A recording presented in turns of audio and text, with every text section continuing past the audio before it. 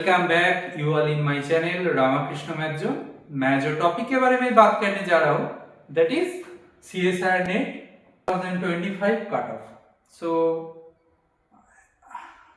जो इस बार का जो क्वेश्चन था, क्वेश्चन का लेवल कैसा था तुम्हारे अकॉर्डिंग, तुम बताओ। तो ये था I think easy, moderate,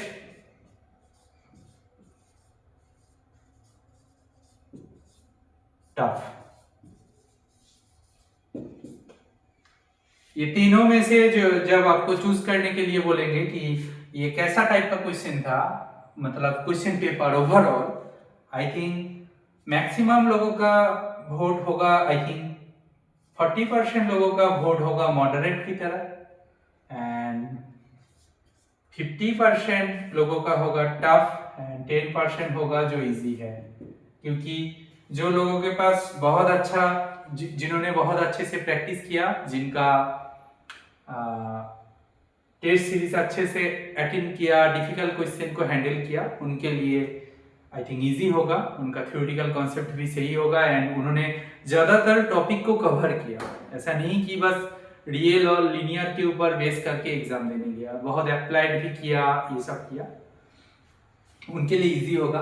maximum लोगों के लिए मॉडरेट टू टफ ही होने वाला। टफ ज़्यादा लोगों का होगा, आई थिंक 60% लोगों का टफ है एंड 30% लोगों का मॉडरेट है। ऐसा क्यों? क्योंकि जो क्वेश्चन था एप्टीट्यूड पार्ट, ये जनरल एप्टीट्यूड जो पार्ट था, ये बिल्कुल सही था कि कर सकते हैं कि 15 क्वेश्चन, मतलब 30 into 15 क्वेश्चन किसी ने भी कर सकते हैं, मतलब थोड़ा सा टाइम देने से हो जाएगा, मतलब इतना भी डिफिकल्ट नहीं है। बट एक चीज कि आपका जो पार्ट बी था, I think that part B is not that much easy question. Because क्यों इजी नहीं है मैं ऐसे बोल रहा हूँ, क्योंकि कुछ क्वेश्चंस है हो जाएगा, जैसे मैं बोलूंगा 4-5 क्वेश्चंस होंगे जो स्ट्रेट फॉरवर्ड हो जाएगा, ठीक है। 40 में से 4-5 क्वेश्चन है स्ट्रेट फॉरवर्ड हो जाएगा, जिनका जितना बेस है। देखो कुछ लोगों का बहुत अच्छा कॉन्सेप्ट क्लियर होके रखा है और उनका प्योर पार्ट भी उतना स्ट्रांग है, अप्लाइड भी उतना स्ट्रांग है, डिटेल में सिलेबस को कवर किया, तो उनके लिए हो जाएगा, सपोज 5-7 क्वेश्चन हो जाएगा। बट इन जनरल मैं बोलूंगा 2 to 3 क्वेश्चंस और मैक्सिमम 4 क्वेश्चंस, मैं बोलूंगा 3 to 4 क्वेश्चंस आप कर सकते हो। उसके बाद जो क्वेश्चन है आइदर वो लेंदी है और कॉन्सेप्चुअली थोड़ा सा ट्रिकी है, मैं एक प्लेलिस्ट बनाया हूं जहां पे आई थिंक 18 to 20 क्वेश्चंस मैं प्रोवाइड कर दिया हूं, मेमोरी बेस्ड क्वेश्चन, ठीक है। तो वहां पे मैं दिखाया हूं कुछ क्वेश्चन पार्ट बी से है और वो ट्रिकी है, मतलब एग्जाम हॉल में उतना सोचना, काउंटर एग्जाम्पल ढूंढना उतना आसान नहीं है। और जो भी क्वेश्चन वो COV, integral equation, PD, OD से पूछा गया था, वो भी स्ट्रेट फॉरवर्ड नहीं है, मतलब उतना आसान नहीं है। कर सकते हो बट लेंदी तो है, तो टाइम टेकिंग है, आप डर जाओगे।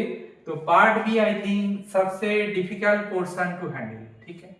एंड जो पार्ट सी है, दैट पार्ट सी में भी ऐसा क्वेश्चन नहीं है। देखो यस, यहाँ पे 5 क्वेश्चंस तो होगा जो आप इजीली बना सकते हो, 5 क्वेश्चंस होगा जो आप इजीली बना सकते हो, कि आप थोड़ा सा अप्रोच करोगे। जैसे डेरिवेटिव वाला क्वेश्चन था और वो था क्या बोलते हैं, इंटीग्रल इक्वेशन से क्वेश्चन था, ये सब जो क्वेश्चन था, और ग्रुप थ्योरी से क्वेश्चन था जो, and Markov chain also there, linear algebra का कुछ क्वेश्चन था, 2 question, I think they are very straightforward and you can approach and आपका हो जाएगा, ठीक है। बट बाकी जो क्वेश्चन था उसको थोड़ा सा, मतलब ऐसा नहीं बोल सकते हो कि ग्रुप थ्योरी का क्वेश्चन भी बहुत इजी आ गया और आई थिंक लीनियर अलजेब्रा उतना एकदम आसान नहीं था, क्योंकि लीनियर अलजेब्रा से 5-6 क्वेश्चन तो इजीली पार्ट सी में मिल जाता था कि इजीली आप कर सकते हो, बट इस बार ऐसा नहीं था। और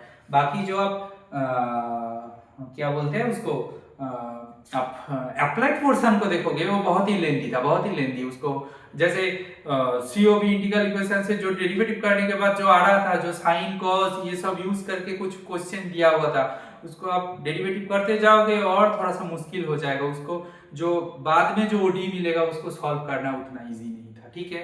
तो ओवरऑल आई थिंक पेपर तो टफ ही था, ठीक है। तो एंड क्वेश्चन का ऐसा पैटर्न था, ऐसा नहीं कि बहुत सारा क्वेश्चन इजी दे दिया कि वो स्कोरिंग है, जो लास्ट टाइम भी हुआ था। लास्ट टाइम मतलब आई थिंक 2024 में जो दिसंबर वाला एग्जाम था, उस टाइम पे क्वेश्चन पेपर डिफिकल्ट था, बट कुछ क्वेश्चंस था, मतलब जैसे 10% और 15% क्वेश्चन था जो मैथमेटिक्स का बोल रहा है, एप्टीट्यूड का बात नहीं कर रहा हूँ, जो क्वेश्चन का आप इजीली सॉल्व कर सकते हो, जो कि प्योर मैथ से है। बट इस बार आई थिंक ऐसा क्वेश्चन बहुत ही कम था, बहुत ही कम। तो मेरे अकॉर्डिंग आई थिंक काट ऑफ की बात करूंगा तो मैं जनरल के लिए बोलूंगा और बाकी आप देख लेना। तो जनरल का आई थिंक कट ऑफ मेरा हिसाब से, जैसे लास्ट टाइम भी कैंडिडेट के हिसाब से जितना लोगों को जीआरए मिला था, मुझे एग्जैक्ट कुछ डेटा पता नहीं है, बट मैं जितना सुना था कि उनका कट ऑफ शायद 1065 के आसपास गया था। तो लास्ट टाइम से इस बार का क्वेश्चन डिफिकल्ट है, and surely it is difficult, last time से तो डिफिकल्ट है ओवरऑल क्वेश्चन पेपर। तो मैं तो बोलूंगा कि 102 से तो कम होने वाला है, 102 सबसे ज्यादा है आई थिंक जनरल का कट ऑफ, क्योंकि मुश्किल है, उतना आसान तो नहीं है क्वेश्चन। देखो कुछ लोगों का तो होगा कि उनका बेसिक क्लियर करके रखा, उनका मतलब बहुत ही स्ट्रॉन्ग बेस है, और pure and applied as well combine करके उनका मार्क्स आ जाएगा, बट कितना लोगों का आएगा आई थिंक उतना डिटेल में, और एग्जाम हॉल में इतना लेंथी क्वेश्चन था, उसको टैकल करते जाओगे थोड़ा सा डाइवर्टनेस आएगा, और थोड़ा सा सिली मिस्टेक वगैरह सब कुछ कैलकुलेट करके थोड़ा सा तो मुश्किल है।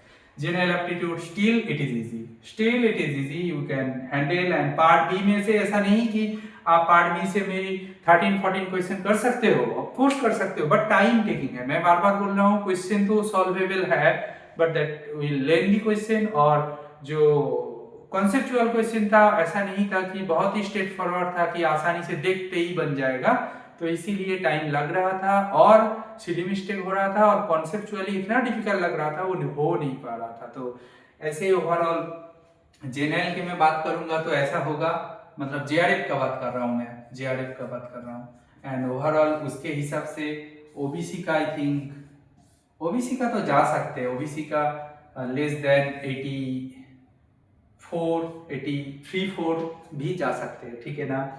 And EWS also less than वही 85 के नीचे जाना चाहिए, और जो एससी का है और उनका आई थिंक और कम जाएगा, आई थिंक 65 to 67 इसके नीचे जाना चाहिए, और इसके अकॉर्डिंग एसटी का भी आप देख सकते हो, ठीक है, एसटी का और कम 52-53 के आसपास जाएगा आई थिंक। तो ऐसा मतलब इसके बारे में उतना मेरा आइडिया नहीं है, इसका भी उतना आइडिया नहीं है, बट मैं बोलूंगा इन दोनों का डिफरेंस तो शायद लास्ट टाइम 20 का गया था, तो इसके अकॉर्डिंग। बट मैं जनरल का फोकस करूंगा, उसके ऊपर आप माइनस कर लेना। तो मेरा अकॉर्डिंग आई थिंक 102 से नीचे जाना चाहिए, मतलब 100 के आसपास मैं क्लेम कर रहा हूँ, क्योंकि question surely that is not much easy, because net का क्वेश्चन में ऐसा होता है कि एप्टीट्यूड को छोड़ो, एप्टीट्यूड का 30 मार्क्स को छोड़ के ये 30 मार्क्स को हटाओ, 30 मार्क्स को हटा के भी आप 40 मार्क्स के आसपास इजीली अटेम्प्ट कर सकते हो। 40 marks from your subject, you can easily attempt, but this time I think that is not the easy task, because pure mathematics questions are very difficult, and जो applied mathematics questions है that are not straightforward at all, because they are lengthy or their calculation is much more difficult I think. So overall I think cut off is this. Okay, thank you.